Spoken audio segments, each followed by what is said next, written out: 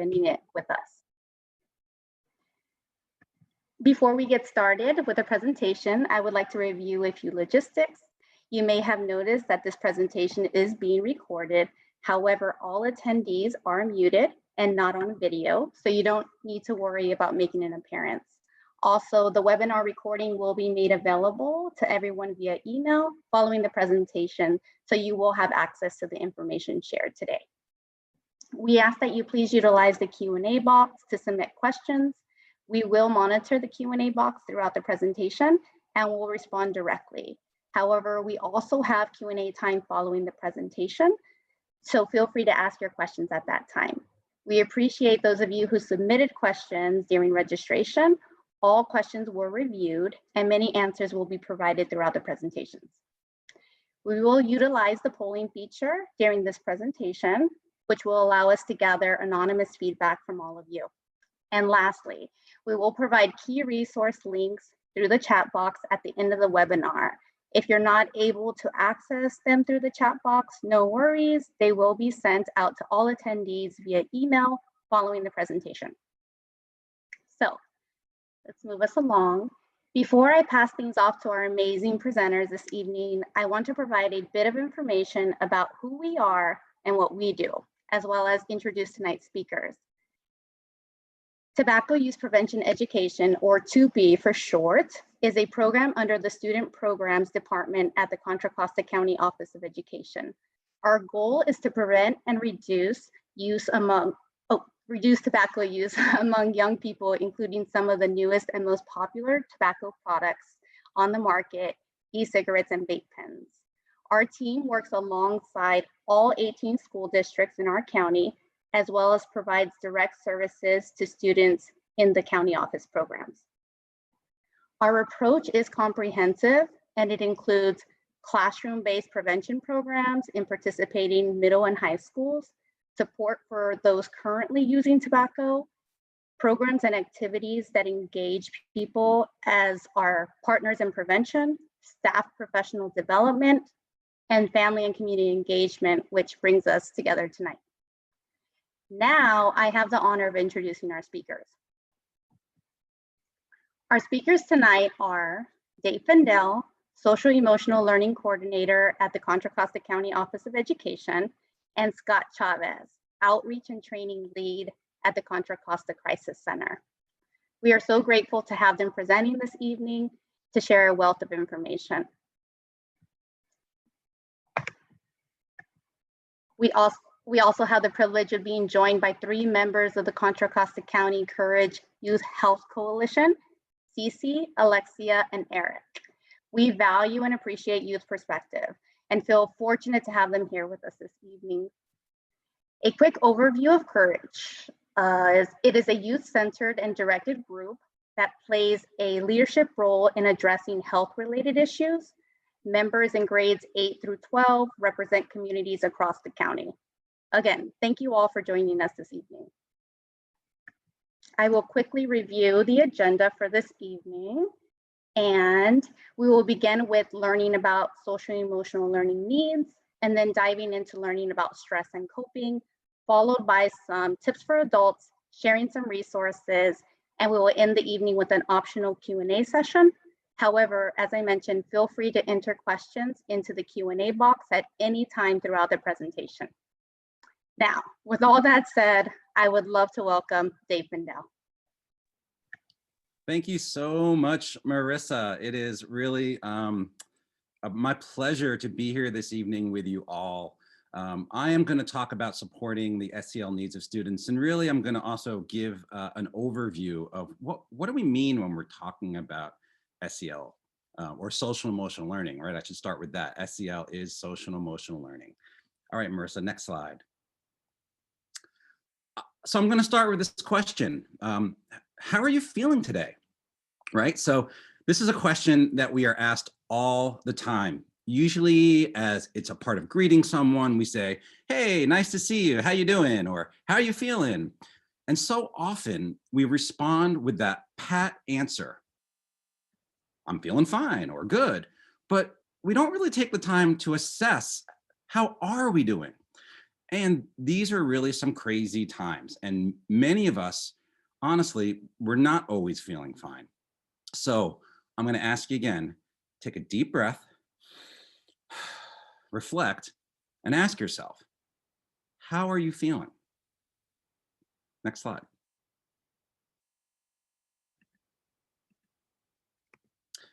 Okay, so here's another version of this we've labeled some emotions, and you can see this on this graph. There are 4 zones, each with a different color. The green zone are feelings that have a high degree of pleasantness, but lower energy, such as satisfied or peaceful. The yellow also has that high degree of pleasantness, but with higher energy, like cheerful or inspired. And the blue is for feelings of low pleasantness and low energy, like lonely or bored. And the red zone is the low on the pleasantness, but high on energy, like angry or frustrated. So I want you to think about this. Try to place yourself on this graph and answer. Marissa launched the poll. She's going to launch a poll. What color would you put yourself in? And remember, the results are totally anonymous, so you can go ahead and be honest, knowing that your answer is going to be confidential. We will see the group results and give you a kind of a second to see how that is going. Do we have votes coming in? I have a note that, okay, yeah. So as soon as that poll kind of looks like most of the people in the room have answered, go ahead and we'll share the results and kind of see how we're doing as a group tonight.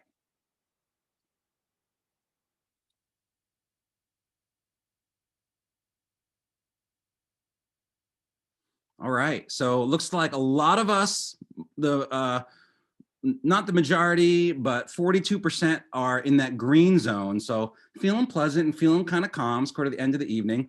4 of us are in the yellow, so feeling a little bit more energetic. But we've got a significant number, right, who are in that less pleasant feeling, blue, feeling lower pleasantness and energy, or even some of us out there are red, right? And so that's just the reality, right? All of us as that human experience go through the different emotions. Thank you for sharing. I'm going to get a little bit into how we are feeling matters, not only for our own mental wellness, but also how that really affects us as learners. Next slide. So here are the goals for the night, for my piece anyway. One is we're going to look at defining social emotional learning. We hear that term a lot, but I want to make sure that we know exactly what we are referring to when we hear SEL or social emotional learning. I'm also going to talk a little bit about why social emotional learning is important and the connection between how we are feeling and learning. And then finally, a few just very quick strategies and things to think about to support yourself. And if you're an adult, your student you have in your home or the student that you work with. Next slide. Okay, so I'm going to ask you to look at your chat box for a second and start thinking about when you hear social emotional learning, probably many of you have heard that term, or maybe this is the first time, but what is like a word or a phrase that pops into your head when you hear the term social emotional learning? And try to do it to the panelists and everyone, right? Is that one of the options down there? Panelists and attendees. Communication.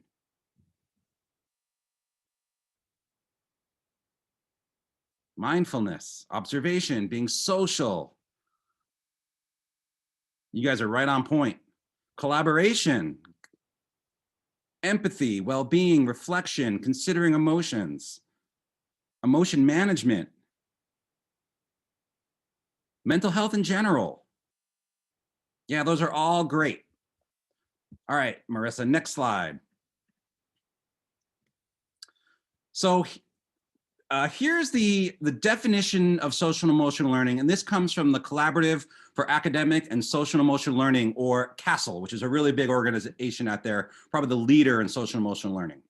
So SEL is the process through which all young people and adults acquire and apply the knowledge, skills, and attitudes to develop healthy identities, manage emotions, achieve personal and collective goals, feel and show empathy for others, establish and maintain supportive relationships, and make responsible and caring decisions. Next slide. Some of you may have seen this. This is known as the Castle or SEL wheel. It shows that the SEL 5, which are the 5 competencies that make up social emotional learning. The orange color is about self and includes self-awareness and self-management. The green is about others, and that includes social awareness and relationship skills. And the yellow is about responsible decision-making. Next slide. So it's broken down a little bit more. Here are the definitions and skills of each of those Castle 5. Self-awareness is the ability to understand one's own emotions, thoughts, and values and how they influence behavior across contexts. Self-management is the ability to manage one's emotions, thoughts, and behaviors effectively in different situations and to achieve goals and aspirations. Social awareness is the ability to understand the perspectives of and empathize with others, including those from diverse backgrounds, cultures, and contexts. Relationship skills are the abilities to establish and maintain healthy and supportive relationships and to effectively navigate settings with diverse individuals and groups. And finally, there's responsible decision-making, and that's the ability to make caring and constructive choices about personal behavior and social interactions across diverse situations. So this really lays out the skills that social emotional learning seeks to teach. Next slide. So now there's this basic understanding of what we mean when we say social emotional learning. It's really important to understand how these skills relate to success, not only in school, but in our lives. And when we talk about SEL in schools, we're also talking about creating the safe, supportive conditions where these skills can really be fostered and developed. And what's really also important is these skills are not just for our students, they are for the adults as well, right? When people feel safe and accepted in their environment, the skills are more likely to flourish, which in turn means the academic skills are more likely to flourish. Next slide. So this is a quote from a book called Permission to Feel by Dr. Mark Brackett. It's a really easy read. I would totally recommend it for anybody. It totally spoke to me. Dr. Brackett is the director of the Yale Center for Emotional Intelligence, and he has done a lot of research in the area of the connection between emotion and learning. And what I do know is that we all care about and are concerned about our kids and our students. But social emotional learning is really not about being nice and caring. I mean, that's certainly part of it, right? But that's not what SEL is about. The brain science is showing us that our emotional state drives learning. If we're stressed, if we're upset, if we're anxious, it becomes nearly impossible to pay attention or engage in critical thinking.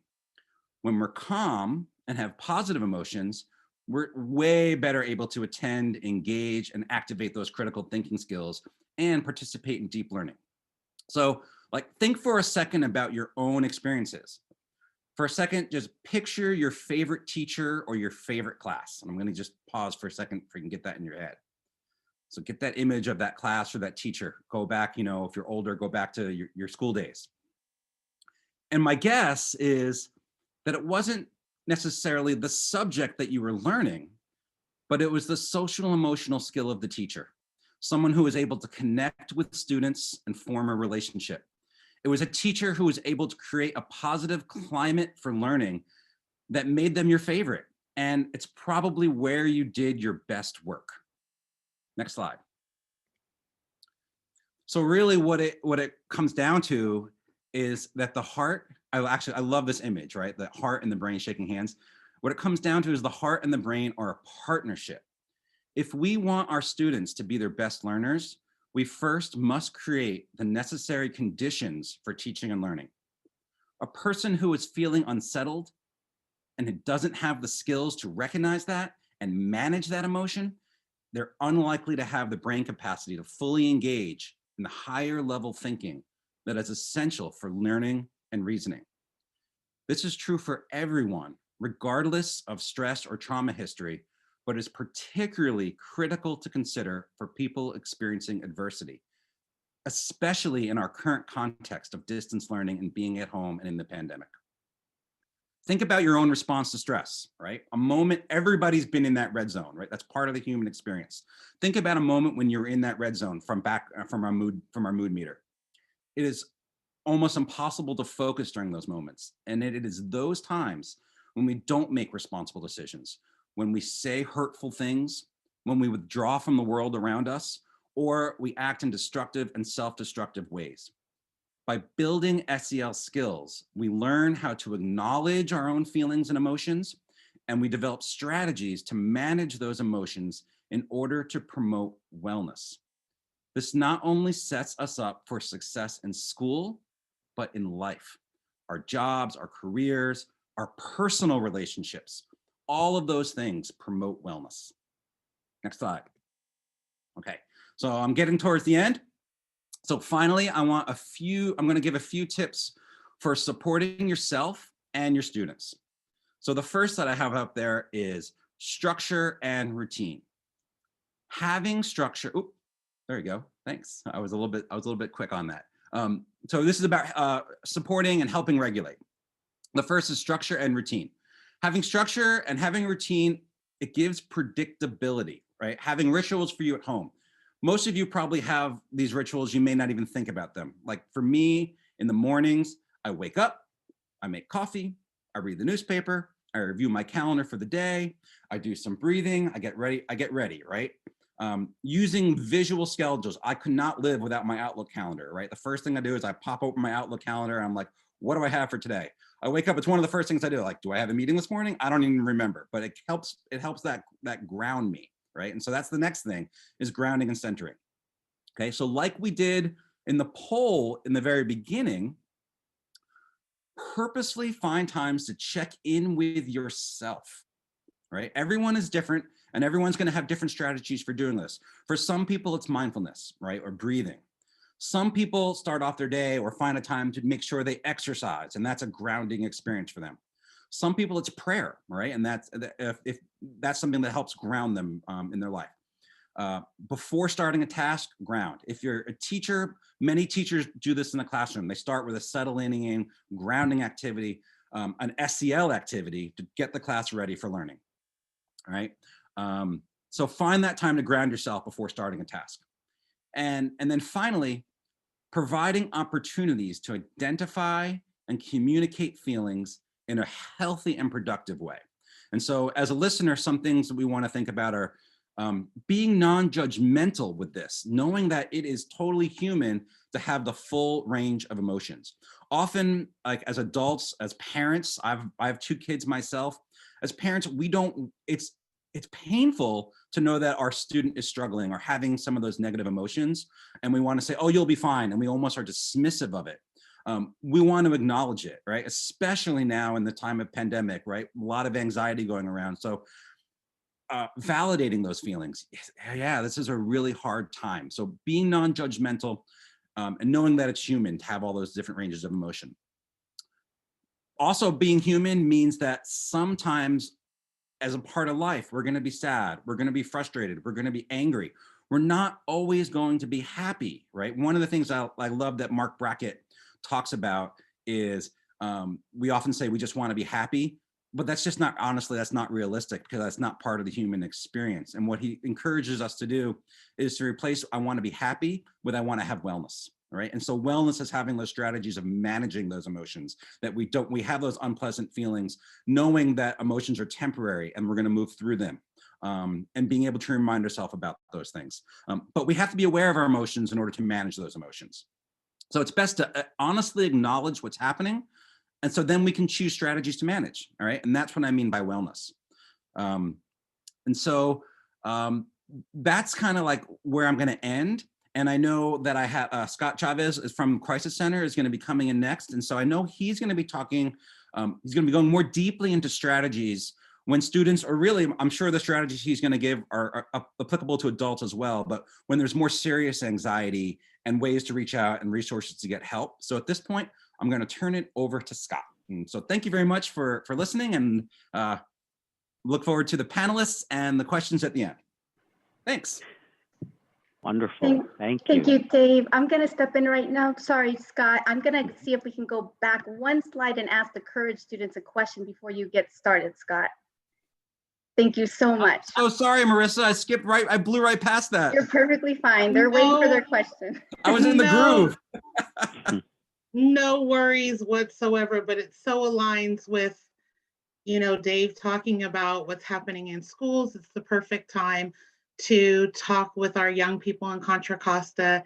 And as Marissa said, we have 3 of our Courage members, which is a youth advocacy network here in Contra Costa. So first I'm going to ask Cece, and then if Alexia and Eric can answer after.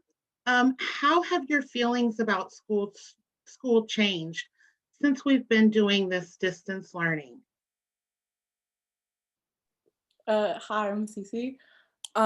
So my feelings have definitely changed. I am getting my work done, but sometimes it feels that I'm not having the same connections I am with my teachers, because it's hard for some students, including me, to say, hey, I'm having trouble with this problem.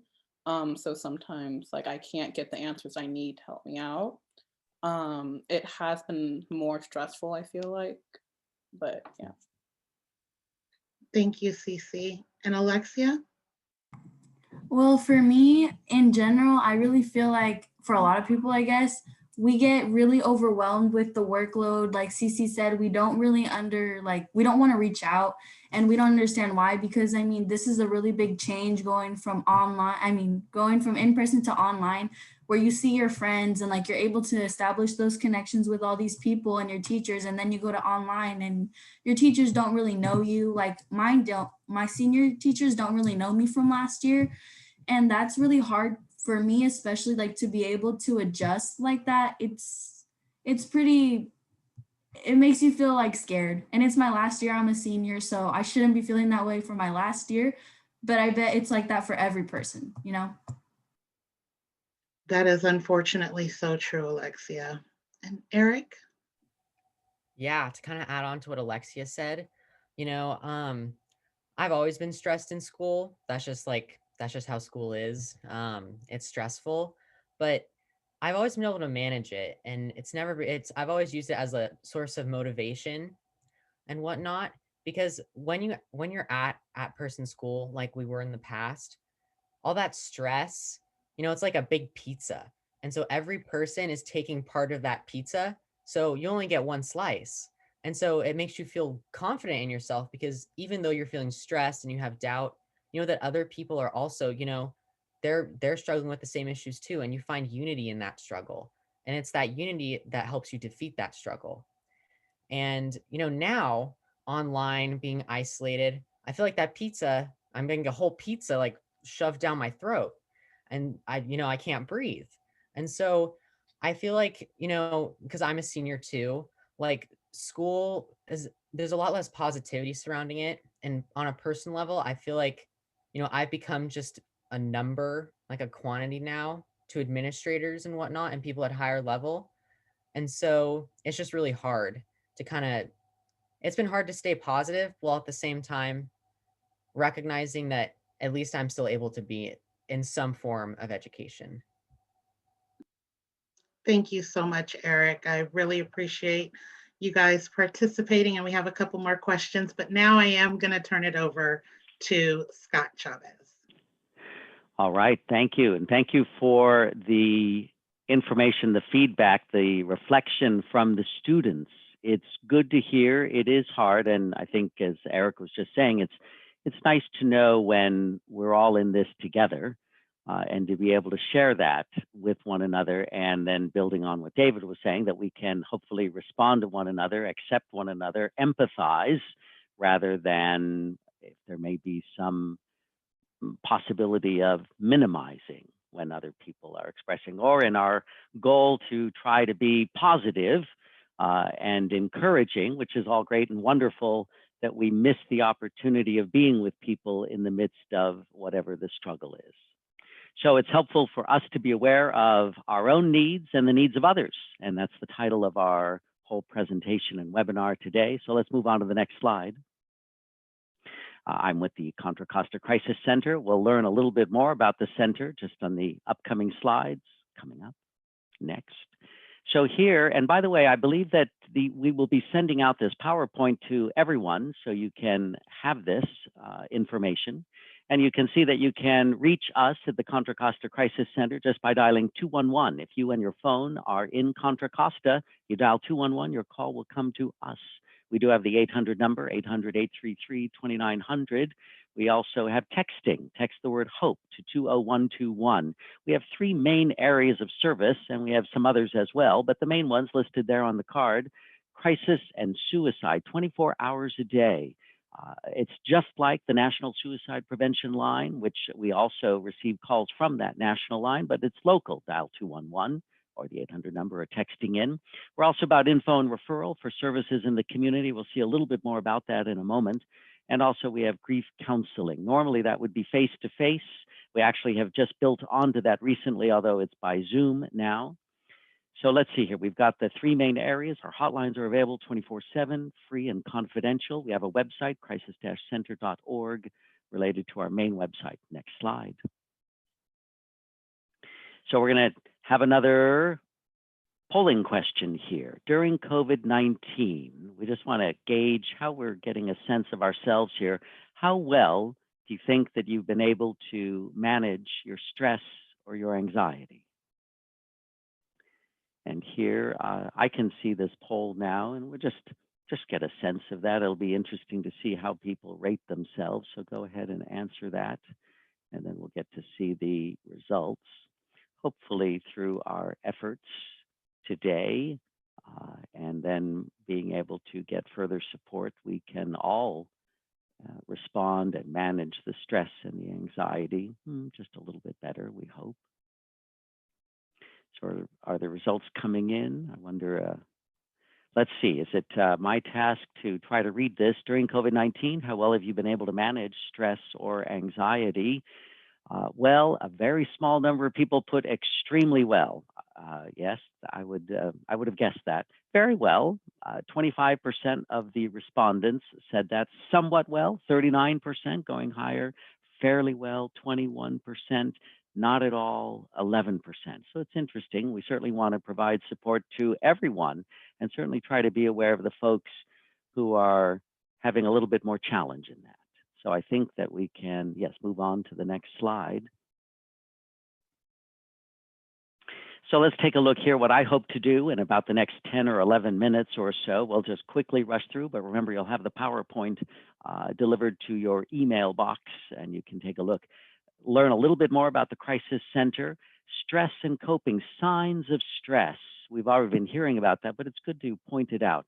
Taking care of yourself, what might help regarding depression, what might help regarding anxiety, if time allows, safety planning. And there are 2 free apps that you can download onto your smartphone, and protective factors. Next slide. So again, our services crisis lines, 211 info and referral. We have support groups related to grief, and a brand new one that we've started. Give us a call at 211. We have a COVID-related stress group. And that is, it's not related to necessarily to any death, as our grief groups are, but just related to dealing with the stress that we're all feeling at this time. So if you're interested in joining with others over Zoom, but sharing in this and growing together, then give us a call at 211 COVID stress groups. We also have outreach and training. Here I am. And next slide. So the crisis lines, again, I already gave you the numbers, National Suicide Line. We'll move on to the next slide. I wanted to give an overview of the kinds of calls that we get on our 24-hour crisis line, similar to even the calls to the National Suicide Prevention Lifeline. Again, all you have to do is dial locally 211.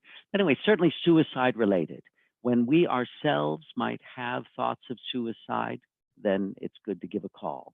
Or if we know someone else who might have thoughts of suicide, or we wonder, we just think they might, and we wonder how to be helpful. Well, give us a call and we'll coach you about how you can be helpful to the other person. Also, just people in stress, in grief, in crisis, not even related to thoughts of suicide. Give a call. We're here 24 hours a day. Or you're concerned about someone else. and they're in stressed or in crisis, and you wonder how to be helpful to them, give us a call. And then there are some folks who call us, not just once, but more times. And maybe for a while, people are calling a bit, or maybe a longer while. So we're here for ongoing support over the phone. Next slide. 211 in-phone referral. I was already giving a little bit about information about that, but it's about local health and social services. We have a big database. You can go to that database. So there it is, www.211cc.org. That CC is for Contra, Costa, 211cc.org. That database is available to anyone, anytime, 24 hours a day, or give us a call at 211 and we'll tell you that information over the phone, or we can text it to you. All sorts of resources. Let's take a quick look at the next slide. There's too much for me to read on the next slide, but information related to updates related to COVID. Or since we're here with Tupi, I thought I'd put in there that in the 211 database that we have referrals related to smoking cessation. We have information related to First 5 centers, Help Me Grow, parenting classes, childcare, low-cost, high-speed internet, all sorts of things. Don't have time to read them all. Next slide.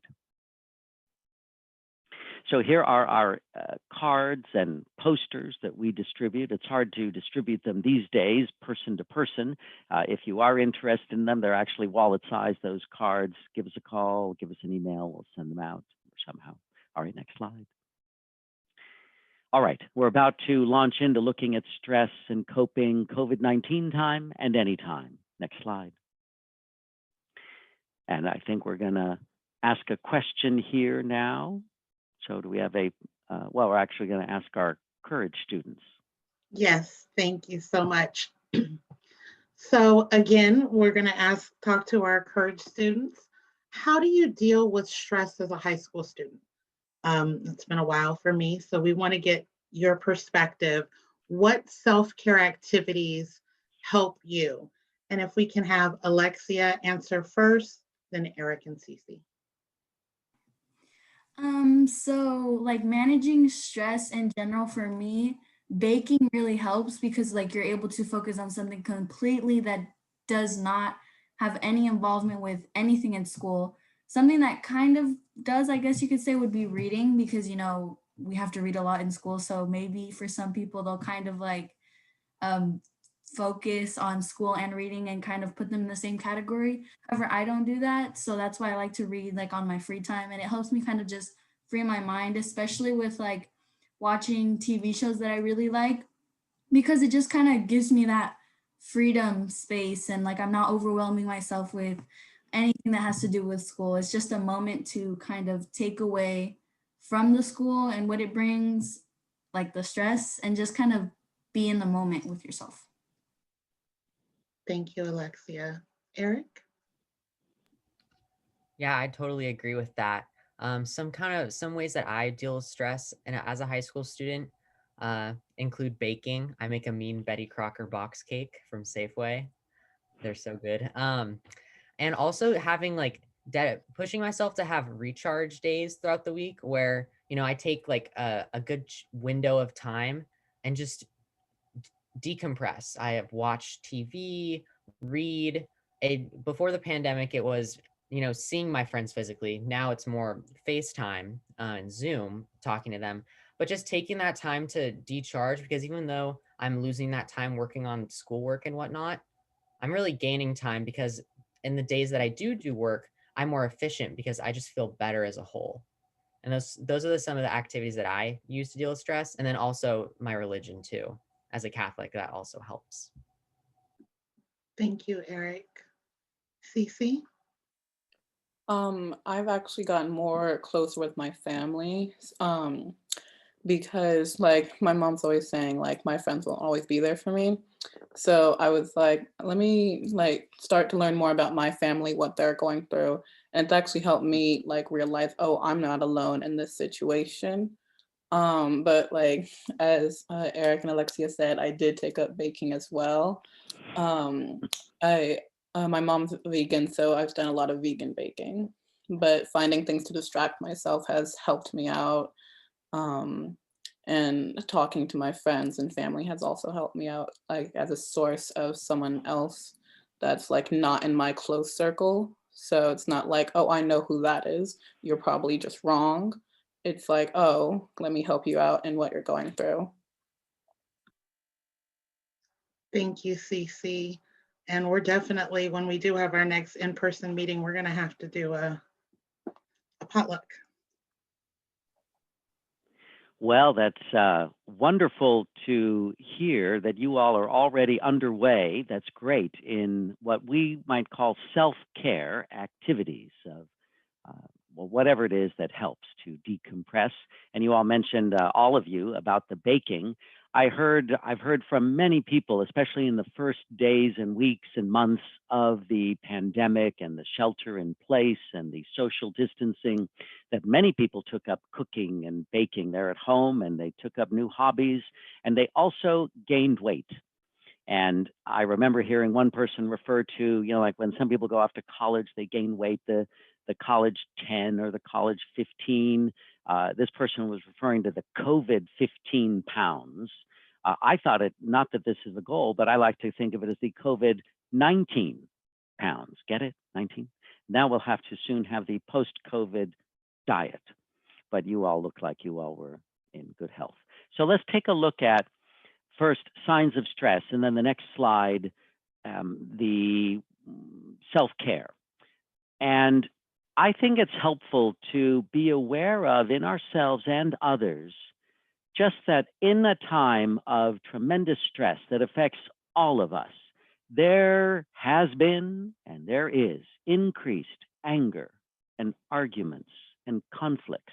And if you have experienced that in your own household or among your friends, or when you're out and about in the community, when you do go out, like in the store, we can sort of understand that people are on edge, and that can be due to this stress. Increased agitation, anxiety, depression, that is understandable in these times when everyone is affected. There may be symptoms of physical health challenges. Maybe we see in ourselves more headaches, stomach aches, backaches, more ailments, all of the stress. Increased use of alcohol, that has happened, probably certainly with adults, and also maybe with people under adult age. Increased tobacco use. I'm quite confident, and of course here we are with 2P, and we want to assist people in having healthy habits, healthy self-care habits. But if we find ourselves moving in these directions, we can at least understand that there's a sign of our stress, and it's our way of responding, and perhaps using other drugs. Increased symptoms of past challenges.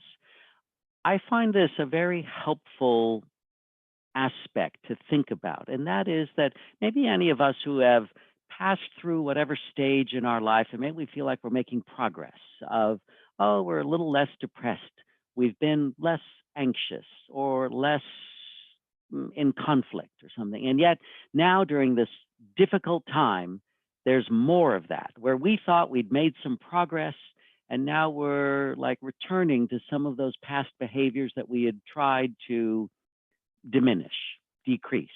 Well, we can understand. So let's say someone was trying to give up smoking. All of a sudden, there might be more stress and pressure and impulse to smoke again. That's an example of that. Just to be aware that it's understandable, and we want to try to be aware and try to seek help and support. If, in fact, speaking of support, next bullet point, if you had been receiving support before COVID, it is so important to continue receiving support, whatever that might be, from counseling, from doctors, from whatever those sources of support. And the challenge is that some of those have been diminished. So people cannot meet face-to-face or be in groups or be in some of the social situations that have been helpful to us. Just to be aware, and then we want to try to find new ways. So let's move to the next slide. I'm aware of the time. And I can't see the crew here. I'm going to click, here we are. All right, taking care of yourself. Now, some of this may be, I think, kind of obvious, but it's always good to have a reminder. Take care of our physical health, our eating habits, our sleeping habits, exercising, personal hygiene, certainly the washing and all of that. Connecting with others. We heard some of our courage students talk about that. And we're going to have to find new ways, at least to get by during this time of social distancing. Avoiding excessive attention on the news or on social media, whatever it is that brings us down, we got to know a little bit, but not too much. So if it's not helpful to us, let's try to decrease that. Find ways to help others. Be aware of the others around us in our community, our relatives, our friends, who may be even more isolated than we are, or maybe need more help because it's not healthy for them to get out and about. Ask for help for yourself. And I think some of our students were talking about that is hard. And so we want to say to the kids or to anyone, please do indeed ask for help for yourself and ask for support. And we want to say to everyone, all of us, adults and others, to welcome others and to invite others to ask for help and support. So let's take a look at our next slide. I think that I'm going to have to, well, pause here. We have another audience question here. Am I looking at the wrong page? We did have that. We'll go ahead and move forward, Scott. Oh, okay. Well, I'm going to have to just rush through this and point it out and let you read it.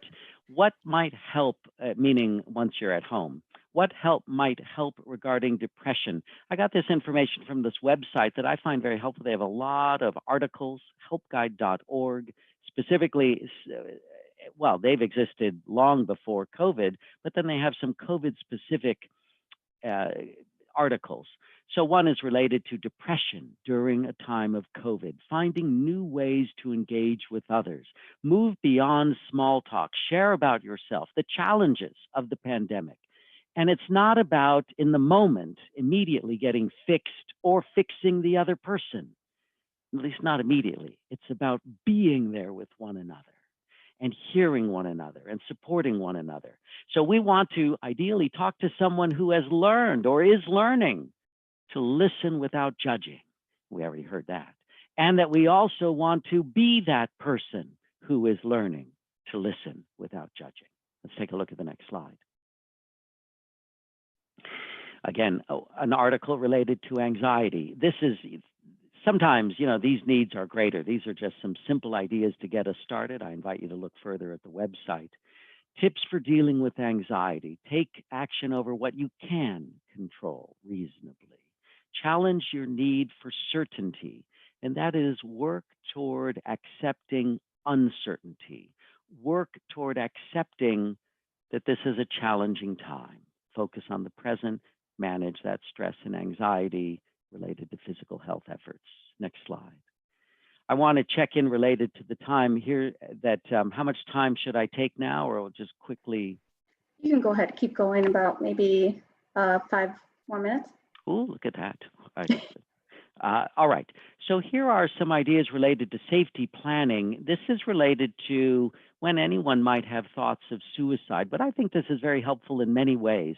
So we want to be aware of, number one, warning signs, to be aware of those signs of stress in ourselves. And we want to think about internal coping strategies. We already heard about that. What can we do alone? And there are many things, different at different times. What can we do alone that can help us to feel better in the moment? Social contacts and interactions, and how can we interact with other people?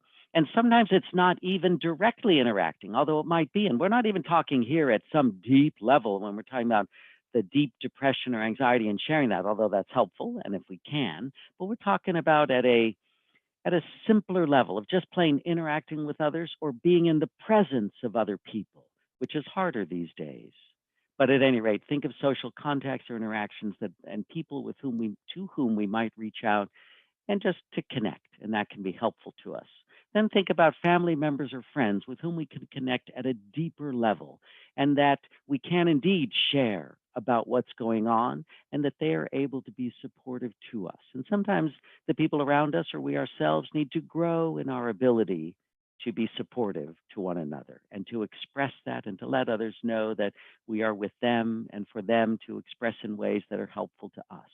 Moving on, professionals and agencies, certainly thinking about any crisis line, but sources of support, the doctors and the counselors and coaches and leaders and youth leaders and anyone who can be helpful to us. And if we're involved, we heard a little bit about church or spiritual groups, all of that can be helpful to us, to whom we can reach out. And then making the environment safe. Now, this is related to suicide, and we want to put aside whatever is dangerous, but also making the environment safe. Let's just say if we're struggling related to addictions, addictive behavior, then ideally, you don't want to have the house stocked with the cigarettes or whatever it is that is not healthy for us. And then my reason to live. What is it? Or my reason for hope? And part of that hope is for many of us here in the world these days of hope that we'll get through this time of the pandemic. All right, let's move on to the next slides. Here we can see pictures of the app's safety plan. You can download that. Next slide. Another one of these apps is called My3. These are pictures of the screens. You can download those and type in what are our safety planning, what's our self-care. All right, next slide. Protective factors. What helps an individual, but what helps a community? If a community has effective clinical care for mental health, physical health, substance abuse, any community ideally can have that. We need more of that. But then the next bullet point, easy access to that help, easy access to a variety of interventions, easy access at the school. Now that's a little harder these days, but easy access even by Zoom and by phoning in, clinical and non-clinical support, ongoing relationships with the service providers, medical care, mental health care related to support, strong connections to family and community support when the family can be helpful. Sometimes, sadly, maybe the family is struggling. Maybe they have their own struggles, and so they're not able to be as helpful to us as we hope. Then we need to reach out to others who might have a little bit, I don't know what, more time or space to be able to be helpful. Next slide. I think the next point is very helpful, and that is support for help seeking. We want to be people who express support when others are reaching out. Yesterday I got a call actually on one of our crisis lines, and actually the daughter placed the call, high school age daughter, and she had just overdosed on some medications. And she did so with the intention of suicide. And then her mother was there, and the mother said, I just don't understand. And the mother, but it was this tone of like, and I know it's hard, I know it's painful, and we want to help and encourage one another to reach out when there is that need. We want to help people to develop skills in problem solving, conflict resolution, nonviolent handling of disputes, high self-esteem. Regarding risk of suicide, certainly restrict access to lethal means of suicide. And what else is helpful? Cultural beliefs, religious beliefs that discourage suicide and support self-preservation, and also that are welcoming when people struggle with those areas. Next slide. And so here is simple steps, almost too simple. I mean, there's much more deeper, but we want to look and listen for signs that someone may be struggling. We want to ask directly about thoughts of suicide, express care, reach out to others. Let's look to find help for you, and then to follow up. Can we talk again, or text, or chat, or visit? And I think we've hit the highlights here, and I think we have another courage question.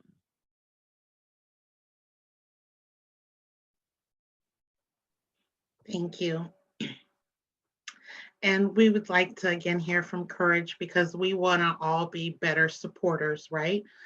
So if first Eric, then Cece, and Alexia could help us, what type of support have you found helpful, and what about it made it helpful? Eric.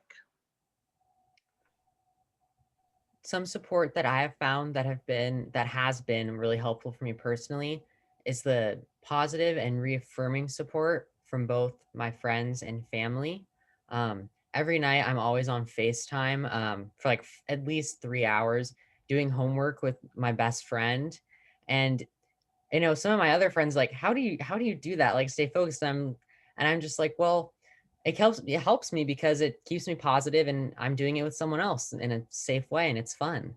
And you turn something that's like minutia, like math, limits, into like, it's just me hanging out with my friend while doing stuff.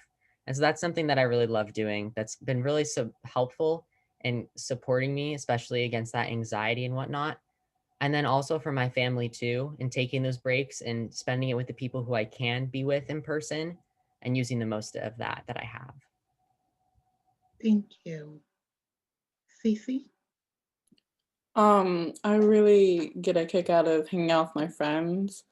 Because like even though we have COVID, it kind of just makes me feel like there's a break in this is like all the stuff that's happening this year, but we have this break to just hang out for a few hours, 6 feet apart and with the mask.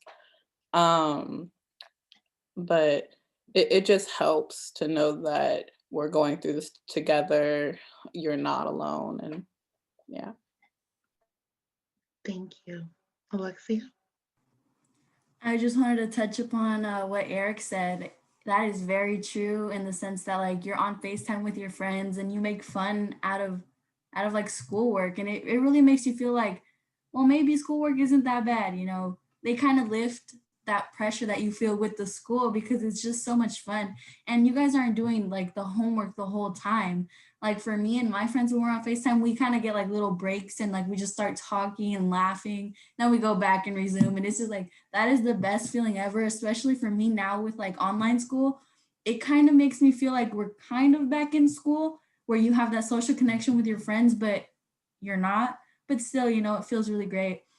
And then with your family as well. For me, my family supports me a lot because I have two siblings and they're both younger than me. So I'm the oldest. And so I have to support them. But if I support them, my mom supports me and so do my grandparents. So it's like a chain. And that for a lot of people is what like is the most helpful, like making sure you have people in your corner that are helping you out. And something I wanted to talk about is that just in general for me, I'm not sure if it's like that for every other school, but my teachers in my school are trying really hard to talk about like they stay after class and they have like a whole block period, like it's 20 to 30 minutes, and they just talk with all the students that may need help, and they reach out if you're not doing well in school, they'll reach out to you, like kind of help you out. So they take that extra step because they understand that COVID right now and like online school, it makes it all really hard for everybody. So yeah, that's what's really helpful. Thank you guys so much. I'm so glad to hear that you guys are getting support from your family and school, and that you guys are able to have that social connection and feel that that's supporting you during these times.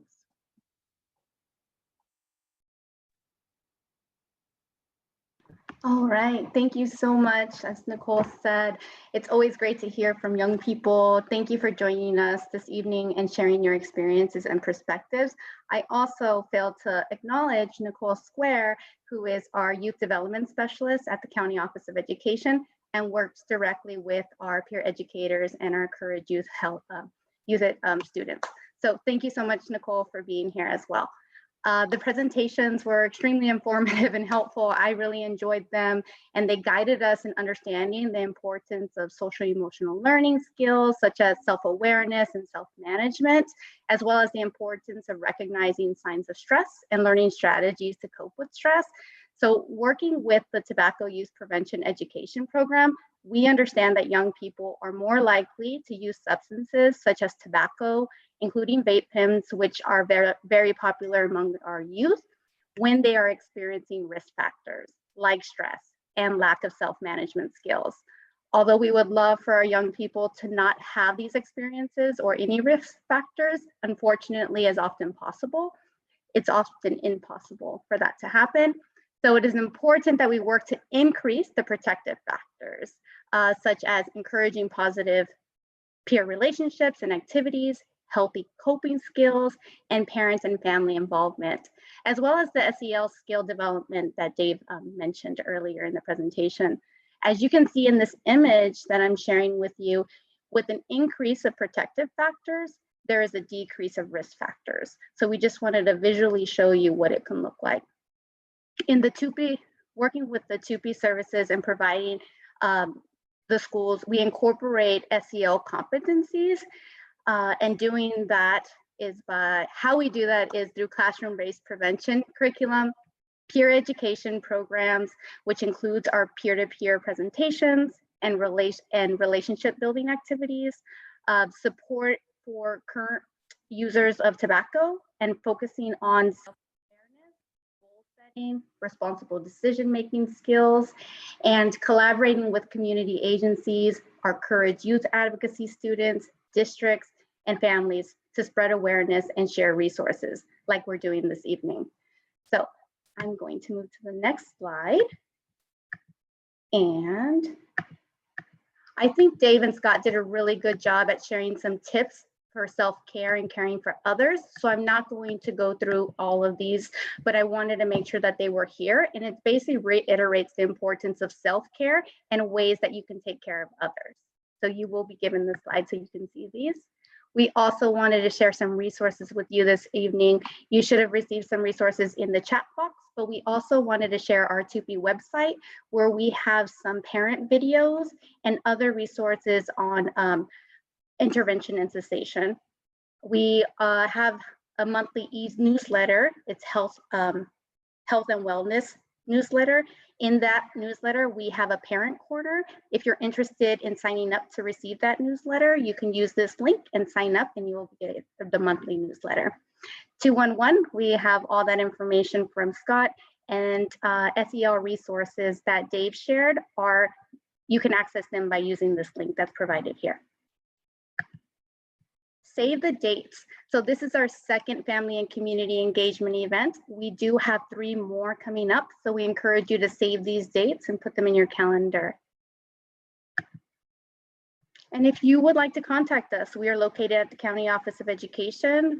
This is our email address and phone number, so feel free to reach out.